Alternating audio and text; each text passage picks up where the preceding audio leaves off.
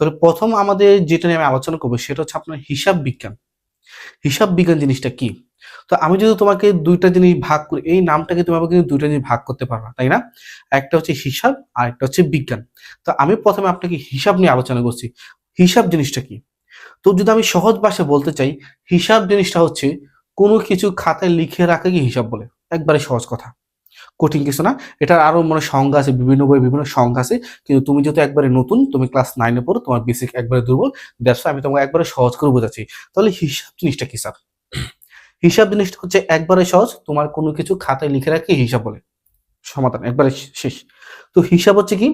তুমি তোমার লাইফে যা হচ্ছে, তোমার বিজনেসের ক্ষেত্রে তোমার যা হচ্ছে, তোমার পার্সোনাল লাইফে কি হচ্ছে, তোমার স্কুল লাইফে কি হচ্ছে, তোমার ইউনিভার্সিটি লাইফে কি হচ্ছে, তুমি যদি করে খাতায় লিখে রাখো, এটাকে আমরা হিসাব বলবো স্যার। বুঝতে পারছি স্যার? এখন এই হিসাবটা তোমার ২ রকমের হতে পারে। একটা তোমার পার্সোনাল লাইফ এর ক্ষেত্রে হতে পারে। যেমন তুমি কি করো না করো এটা আমরা মানে নরমালি আমরা ডায়েরি বলি। এটা কিন্তু হিসাব রাখা। আর এটা হচ্ছে বিজনেসের ক্ষেত্রে ওইটাও কিছু আমরা হিসাব বলব।